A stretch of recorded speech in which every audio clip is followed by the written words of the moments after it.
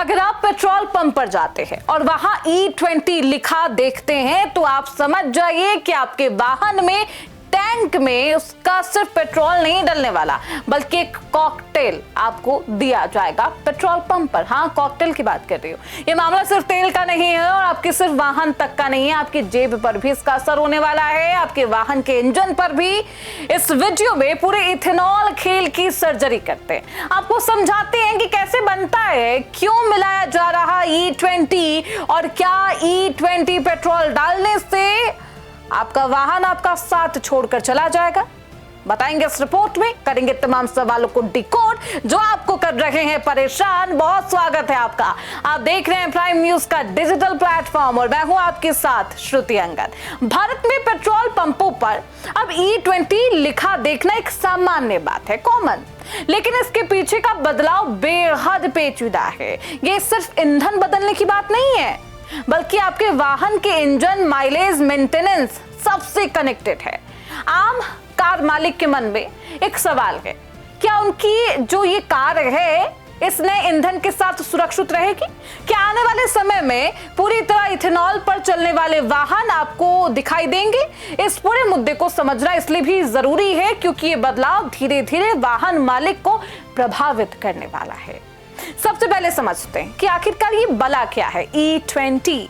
E20 का मतलब है ऐसा ईंधन जिसमें 80% पारंपरिक पेट्रोल हो, 20% एथेनॉल मिला हो। एथेनॉल एक बायोफ्यूल है जो गन्ना, मक्का, गेहूं या कृषि अवशेषों से बनाया जाता है। ये नवीकरणीय ऊर्जा का स्रोत है, यानी इसे बार बार तैयार किया जा सकता है। भारत सरकार ने पहले 2030 तक E20 लागू करने का लक्ष्य रखा, लेकिन तेजी से काम करते हुए इसे पहले ही लागू करना शुरू कर दिया गया। लोग इसके टाइमलाइन पर भी सवाल उठा रहे हैं कि अगर आप 2030 तक रखे थे तो फिर इतनी जल्दी क्यों? क्या इससे आपके वाहन पर असर होगा और क्या आपके जेब पर भी इसका असर होगा? इसका सीधा मतलब है कि आपके वाहन में धीरे धीरे यही ईंधन इस्तेमाल होगा, चाहे आप चाहें या फिर आप नहीं चाहे। जी हाँ, क्योंकि अब ये नियम लागू है। सरकार इस बदलाव को इतनी तेजी से क्यों लागू कर रही है, इसके पीछे की 3 वजह है, क्योंकि लगातार इसको लेकर सवाल पूछे जा रहे थे। पहला कारण यह है कि तेल आयात पर निर्भरता कम करना है। भारत अपनी जरूरत का लगभग 85% कच्चा तेल विदेशों से खरीदता है, जिससे भारी विदेशी मुद्रा खर्च होते हैं। अगर पेट्रोल में 20% एथेनॉल मिला दिया जाएगा तो आयात कम होगा, देश का पैसा बचेगा। दूसरी वजह है किसानों से जुड़ा हुआ है। एथेनॉल बनाने के लिए गन्ना, अन्य फसलों का इस्तेमाल होगा, जिससे किसानों की अतिरिक्त आय का भी उन्हें मौका मिलने वाला है। इससे ग्रामीण अर्थव्यवस्था को मजबूती मिलेगी। तीसरी वजह पर्यावरण। एथेनॉल पेट्रोल की तुलना में साफ जलता है, जिसका कार्बन उत्सर्जन कम होता है और जो पॉल्यूशन है उसे घटाने में भी आपको मदद मिलेगी। खैर, अब सवाल आता है कि क्या भारत में 100% एथेनॉल से चलने वाले वाहन आएंगे? इसका जवाब है तकनीकी रूप से तो हाँ, लेकिन अभी भारी तादाद में नहीं है। इसके पहले आपको फ्लेक्स फ्यूल इंजन की जरूरत होती है, तो अलग अलग प्रकार के ईंधन पर जो चल सकते हैं। सामान्य पेट्रोल इंजन 100% एथेनॉल के लिए डिजाइन किया नहीं गया है। एथेनॉल का दहन पेट्रोल से अलग होता है, इसलिए इंजन के कंप्रेशन रेशियो और फ्यूल इंजेक्शन सिस्टम में बदलाव करना होता है। फिलहाल भारत में ज्यादातर ऐसे वाहन हैं जो E20 तक ही सीमित है। अब समझते हैं कि एथेनॉल इंजन के लिए चुनौती क्यों बनता है। सबसे पहली समस्या इसके केमिकल व्यवहार में है। एथेनॉल एक सॉल्वेंट की तरह काम करता है, यानी ये कुछ मटेरियल को घोल सकता है। पुराने वाहनों में इस्तेमाल होने वाले रबर पाइप और सील्स इस ईंधन के संपर्क में आकर कमजोर हो जाते हैं, इससे लीकेज का खतरा होता है। दूसरी समस्या है नमी को सोखने की क्षमता। एथेनॉल हवा से पानी खींचता है। आपके वाहन लंबे समय तक अगर पार्किंग में रखे तो टैंक में पानी जमा हो सकता है। ये पानी इंजन के अंदर जाकर जंग और खराबी पैदा कर सकता है। तीसरी समस्या जो आएगी वो ऊर्जा स्तर पर है। एथेनॉल में पेट्रोल के मुकाबले कम ऊर्जा होती है, इसलिए वही ताकत पाने के लिए इंजन को अधिक ईंधन जलाना होगा। इसका सीधा असर आपके माइलेज पर होगा। ईंधन के साथ इथेनॉल की दुश्मनी क्या है, आपको ग्राफिक्स के माध्यम से, पॉइंट्स के माध्यम से समझाते हैं। इथेनॉल पेट्रोल जैसा दिखता जरूर है, लेकिन इंजन के अंदर इसका बर्ताव बिल्कुल अलग है। कार मैकेनिक और एक्सपर्ट इसके 3 बेहद खतरनाक प्रभाव आपको समझा भी रहे हैं। कुछ प्रभाव आपकी स्क्रीन पर भी है। इथेनॉल काफी सक्षारक विषाक्त होता है यानी कि कॉरोसिव होता है। ये पुराने रबर के पाइप, प्लास्टिक की टंकियों और सील को धीरे धीरे गलाकर नष्ट कर सकता है।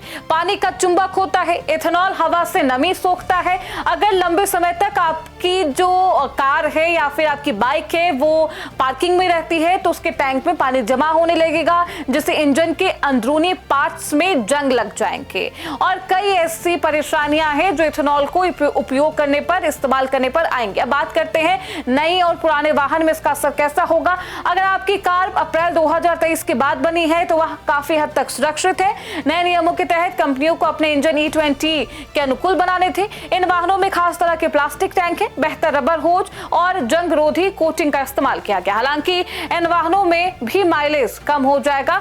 आमतौर पर माइलेज 6 से 7% तक घट सकता है। लेकिन अगर आपकी कार 2023 से पहले की है तो आपको और भी सतर्क रहने की जरूरत है। पुराने वाहन में E20 के डिजाइन नहीं किए गए हैं। इनमें फ्यूल लाइन और सील्स धीरे धीरे खराब हो सकते हैं। इंजेक्टर जाम होने की समस्या आ सकती है। नमी की वजह से फ्यूल टैंक में जंग लगने का खतरा होगा। इसके अलावा पुराने सेंसर इथेनॉल मिश्रण को सही तरीके से पहचान नहीं पाते, जिससे वाहन की परफॉर्मेंस प्रभावित होती है और डैशबोर्ड पर चेतावनी लाइट जल सकती है। नया वाहन और पुराने वाहन में क्या अंतर होगा वो आपको समझाते हैं। अप्रैल 2023 के बाद की कारें, अगर आपका वाहन नया है तो आप रिलैक्स रहिए। कंपनियों ने इनके रबर पाइप बदल दिए हैं। इंजन को E20 के हिसाब से अपग्रेड कर दिया गया है, यानी कि आपकी वारंटी भी सुरक्षित है। अप्रैल 2023 से पहले की अगर कार है आपके पास, ये वाहन बिल्कुल शुद्ध पेट्रोल के लिए बनी थी। इनमें E20 डालने से इंजन अचानक खराब नहीं होगा, लेकिन लंबे समय के रबर के पुर्जे खराब हो सकते हैं और माइलेज गिर सकता है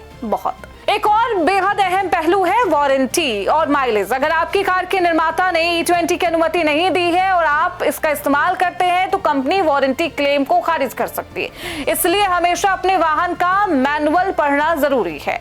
माइलेज की बात करें तो E20 इस्तेमाल करने पर कुछ गिरावट आना सामान्य है। उदाहरण के लिए आपके वाहन अगर पहले 15 किलोमीटर प्रति लीटर देती थी तो अब वह करीब 14 किलोमीटर प्रति लीटर तक आ सकती है। कुछ लोग इथेनॉल से बचने के लिए वैकल्पिक ईंधन की तलाश करते हैं। बाजार में हाई ऑक्टेन पेट्रोल उपलब्ध है जिसमें इथेनॉल नहीं होता, लेकिन ये काफी महंगा होता है और हर किसी के लिए व्यवहारिक विकल्प नहीं। इसलिए ज्यादातर लोगों को E20 के साथ ही एडजस्ट करना होगा, कोई विकल्प नहीं है। आगे का रास्ता क्या होगा ये समझना आपके लिए बेहद जरूरी है। एक्सपर्ट्स का मानना है कि E20 से तुरंत कोई खराबी नहीं होगी, लेकिन लंबे समय तक इसका असर आपको दिखने लगेगा या फिर लंबे समय के बाद दिखने लगेगा, खासकर जो पुराने वाहन है इसमें। इसलिए नियमित सर्विसिंग कराएं, फ्यूल सिस्टम की जांच करें, इंजन की आवाज पर ध्यान दें। अगर किसी तरह की असामान्य आवाज या परफॉर्मेंस में गिरावट है तो तुरंत मैकेनिक से जांच करानी चाहिए। कुल मिलाकर E20 भारत के लिए एक जरूरी बदलाव तो है जो देश की अर्थव्यवस्था, किसानों की अर्थव्यवस्था को, आर्थिक स्थिति को मजबूत करेगा, एनवायरमेंट के लिए फायदेमंद होगा। लेकिन हर बदलाव की तरह इसमें भी कई चुनौतियां हैं, खासकर पुराने वाहनों के साथ। अगर आपकी कार नहीं है तो ज्यादा चिंता की जरूरत नहीं, लेकिन अगर आपके वाहन पुराना है या फिर उसमें कोई दिक्कत है तो आपको जागरूक होने की जरूरत है, बदलाव करने की भी जरूरत है। अंत में सबसे जरूरी बात यही कि अपने वाहन के ओनर मैनुअल को ध्यान से पढ़ें और उसी के अनुसार ईंधन का चुनाव करें, क्योंकि सही जानकारी ही आपके वाहन को, यानी कि आपकी कार को, आपकी बाइक को, आपकी स्कूटी को बचा सकती है। फिलहाल इसी के साथ इस रिपोर्ट में बस इतना ही। देखते रहिए प्राइम न्यूज का डिजिटल प्लेटफॉर्म।